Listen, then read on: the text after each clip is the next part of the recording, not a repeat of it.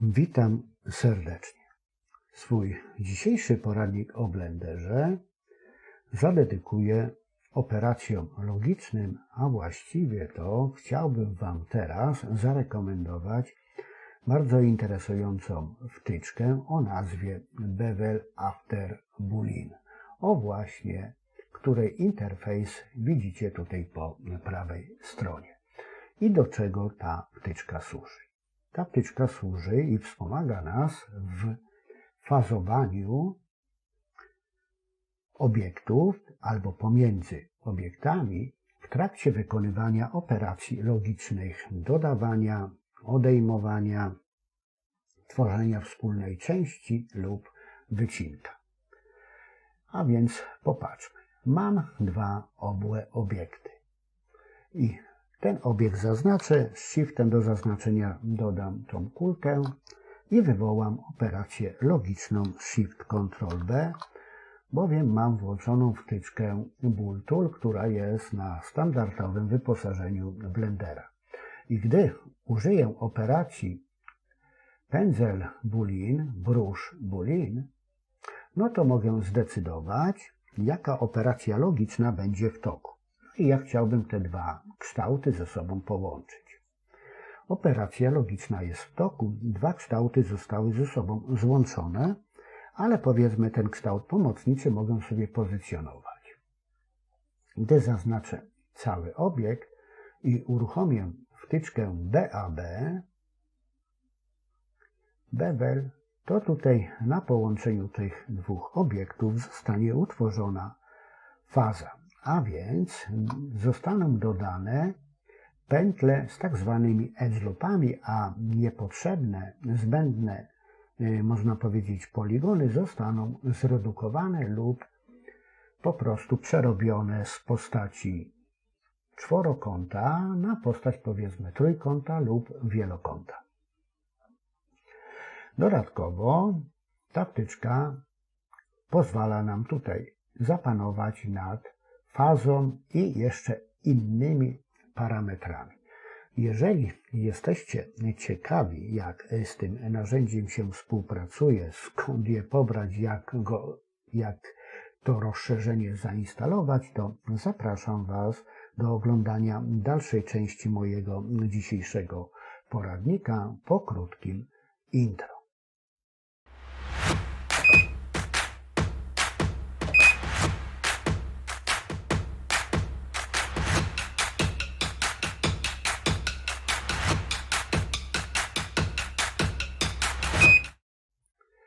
No i jak widzicie, wykonałem wstępnie operację logiczną, ustanowiłem fazę, dodatkowo jeszcze postaram się tą fazę rozszerzyć. A więc widzicie, rozszerzenie fazy powoduje to, że zbędne poligony zostaną automatycznie usuwane i dodane edge loopy. Ile tych edge loopów będzie, mogę sobie tutaj określić, jak również mogę określić, jaki profil na obiekcie zastosuję. Na razie wybrałem sobie taki profil gładki, 50%.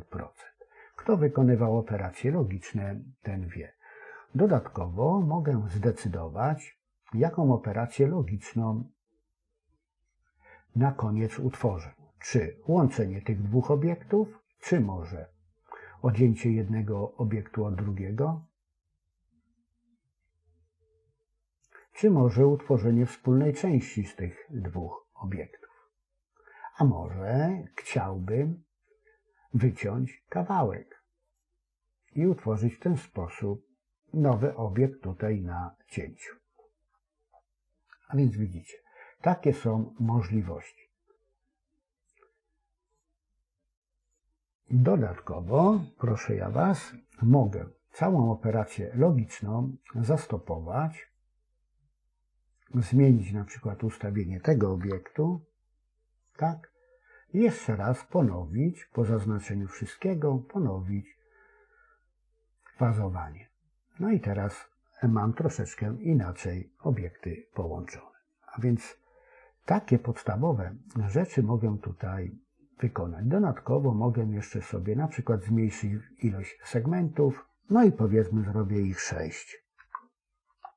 a więc będą nieco rzadsze i będą wpisywały się w, można powiedzieć, proporcje siatki naturalnej, jaka znajduje się na tych dwóch obiektach.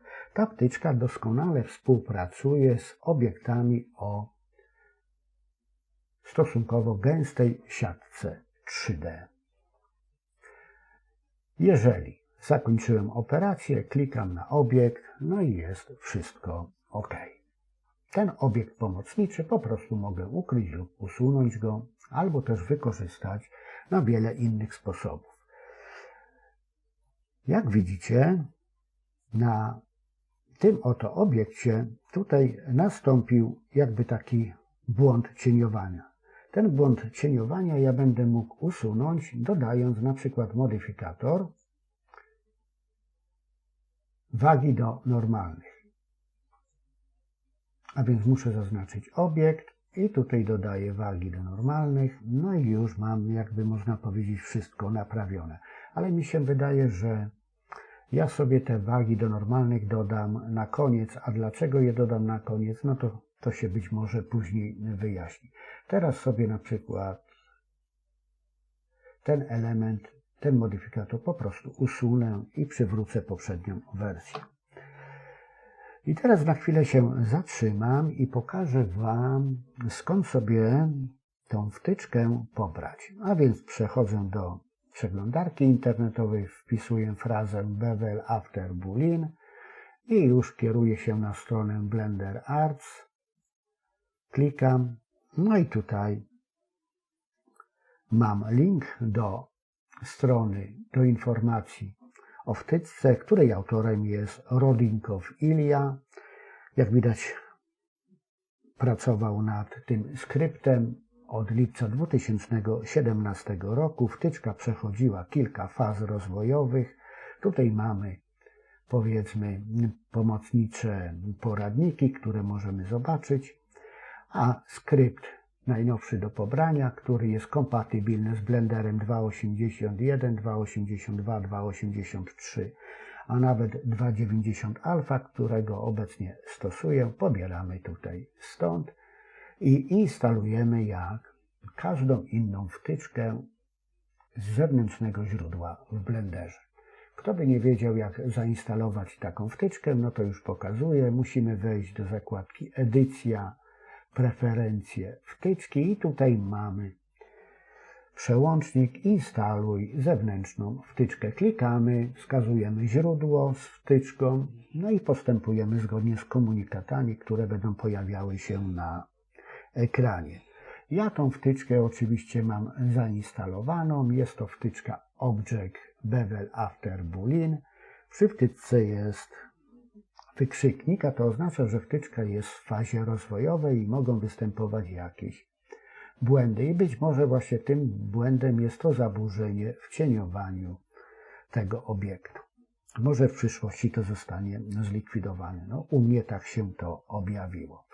Dodatkowo włączcie sobie już standardową wtyczkę z Blendera, Bool Tool, która po prostu wywołuje operacje logiczne, które są operacjami w toku i wtedy możemy korzystać z dobrodziejstwa tego oto narzędzia. Ja mam te dwie wtyczki włączone. No i teraz powiedzmy na scenę dodam sobie kolejny obiekt i będzie to siatka zwykła, cylinder. Mam cylinder i proszę ja Was, warto sobie zrobić tak, żeby ten cylinder być może był gęściejszy, miał więcej subdywizji, a więc 64 tu ustawię, podziały. I proszę ja Was, żeby nie był zakończony n-gonem, a żeby miał taką wersję z triangulacją, a więc z poligonami. Mam taki prosty element, teraz go sobie obracam, R, skala X. Aha, no i jeszcze o jednej rzeczy zapomniałem. Wejdę na chwilę do trybu edycji i tutaj warto na tej powierzchni dodać kilka edge loopów, a więc pociąć sobie obiekt, tak żeby ten cylinder był gęstszy i żeby po prostu nam lepiej dopasowywał się do całości. No i teraz powiedzmy mam taki detal, no i chciałbym sobie przy pomocy właśnie tego cylindra wyciąć otwór w tej kuli. A więc zaznaczam Shiftem kulę, Shift Ctrl B wywołuje operację logiczną, nie stosuję operacji Auto Boolean, a Brush Boolean, no i decyduję się na odejmowanie. Jaką tutaj operację ostatecznie zastosuję, teraz nie ma znaczenia, bowiem to będę mógł zdefiniować na samym końcu. A więc na razie sobie wyciąłem otwór i oczywiście włączam tutaj tą opcję, ale tutaj ustawię sobie promień 0,5 na taką 0,05 na taką wartość, jaka była domyślnie ustawiona, gdybym żadnej operacji nie wykonał przy pomocy tej wtyczki. No i teraz robię bevel. No i jak widzicie, tutaj w tym miejscu pojawiła się faska, która ma szerokość 0,05 metra. Składa się z 6 podziałów. No i profil jest, można powiedzieć, miękki. Ten profil mogę sobie wyostrzyć. Mogę zmienić na przykład ilość podziałów na 3. A więc zrobić tylko takie 3 subdywizje. I dodatkowo jeszcze, proszę ja Was, mogę sobie tutaj zrobić 0,0, no 0,02, a więc zrobić taką bardzo ostrą fazę. I teraz zobaczcie, jak z boku tutaj to równo zostało przycięte, ta kula. Jak to dobrze wygląda na obiekcie. Dobrze. Teraz powiedzmy, że uznaję operację za zakończoną. Przenoszę sobie ten obiekt tutaj. O, tak go ustawię. Skala X. Tu. No i teraz powiedzmy, chciałbym tutaj zrobić sobie fazę na miękką. 0,1, tak planuję zrobić. I co? I te dwa obiekty ze sobą łączę. Shift Ctrl B. I teraz nie będzie różnica, a suma. Dodałem cylinder i proszę ja Was, zastosuję fazę bevel. I tutaj faza bevel została zastosowana zgodnie z tymi ostatnimi ustawieniami, ale tutaj chciałbym zrobić tych jednostek podziałowych więcej. Z 8. No i profil ustawić na 0,5, na miękki, taki łagodny. I mam fajnie cylinder dodany do obiektu. Co jeszcze mogę zrobić, bo tego chyba Wam nie pokazywałem. I teraz mogę zdefiniować sobie, czy ostatecznie dodaję ten cylinder, czy może go odejmuję.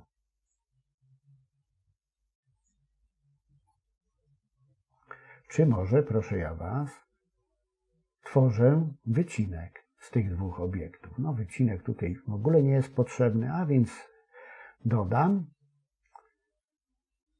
I tak to będzie wyglądało. I jeszcze mogę odciąć slice.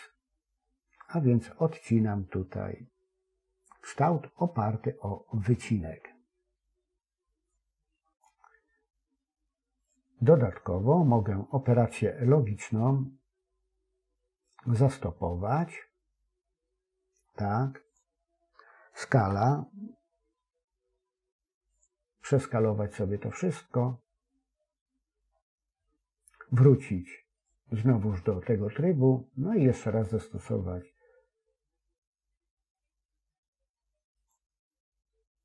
Aha. No coś chyba nie tak zrobiłem. To muszę się cofnąć, tak?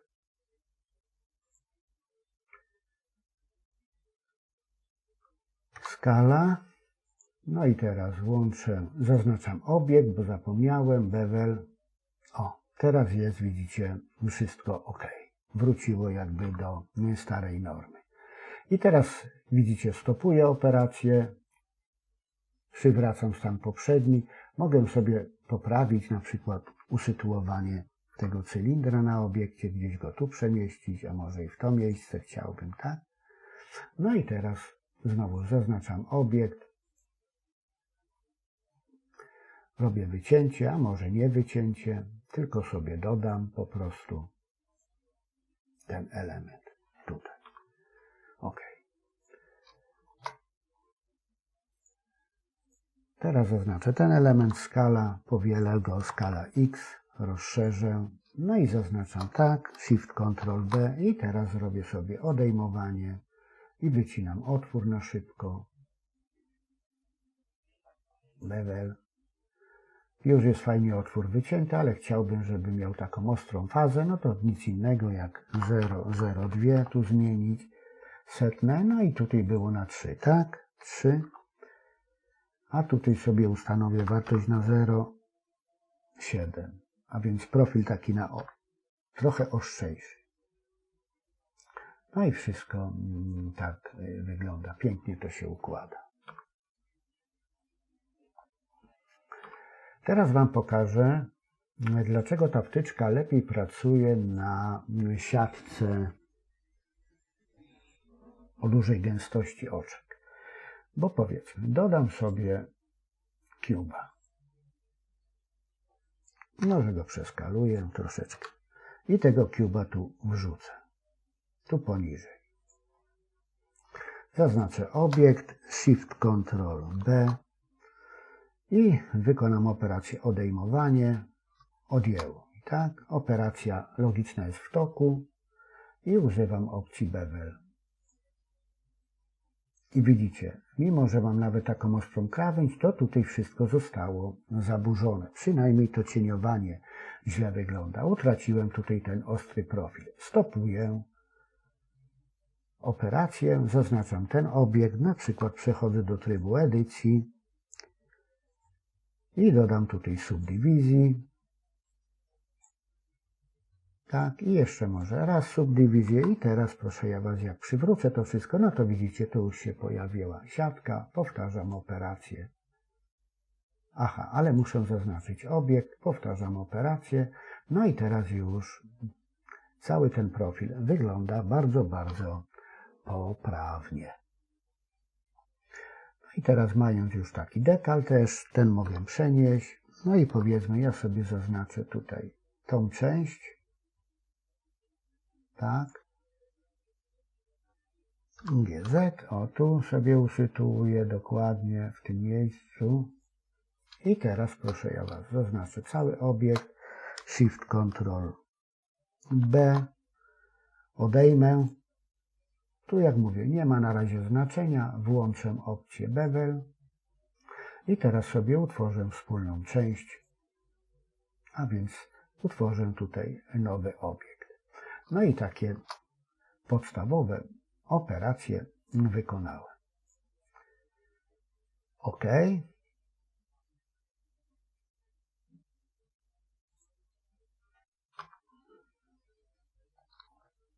Tak. No i nawet teraz widzicie, że po tych wszystkich operacjach ja tutaj nie dodawałem tego modyfikatora, który wygładzał mi krawędzie i nagle cieniowanie się naprawiło. No dlaczego tak się stało? Ja Wam tego nie powiem, nie wiem. Ale teraz mam wszystko naprawione. Teraz zobaczcie, że dookoła przejadę. Jest chyba dobrze, tak? Jeszcze może zmienię sobie tutaj cieniowanie. Włączę podgląd, tak? I tutaj proszę ja Was, wyłączę widoczność siatki wierowej. No i zobaczcie, jak to wszystko wygląda. No może tutaj jest jakieś zaburzenie, tak? No to co, spróbuję teraz zaznaczyć ten obiekt i dodam tutaj wagi do normalnych. Aha, już tu zostało naprawione i teraz do tego obiektu na sam koniec dodam wagi do normalnych. Tak.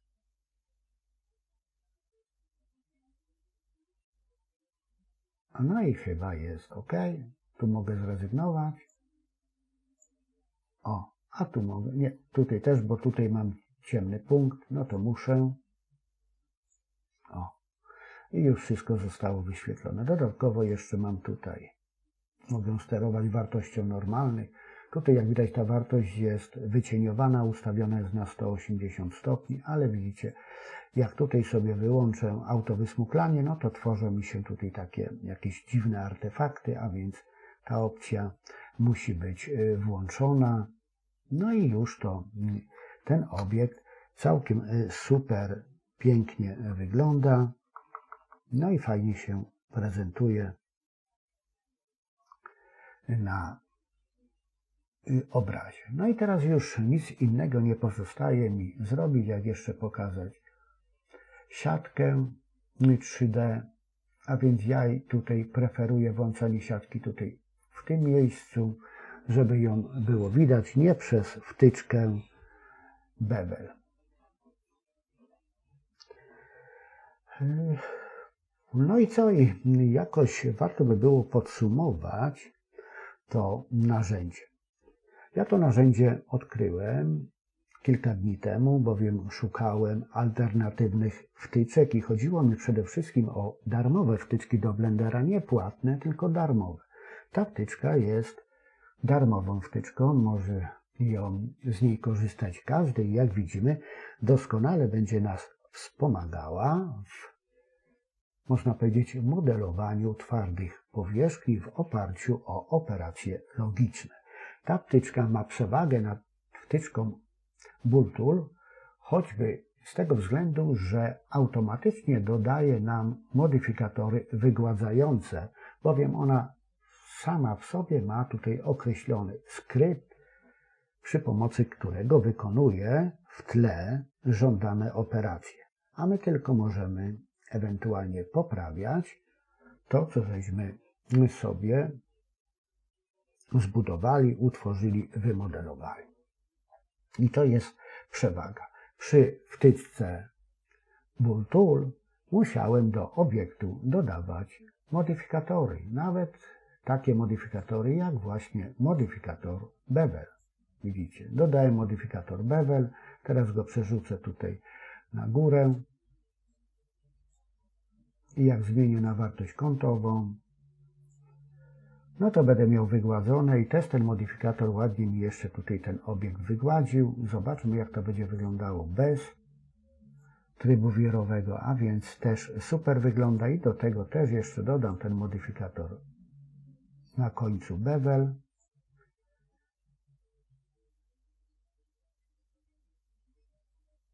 I tutaj kąty.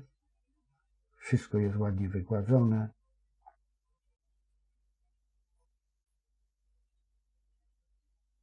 I być może jeszcze bardziej doskonale ten obiekt wygląda i oczywiście bevel musi wędrować wyżej. O.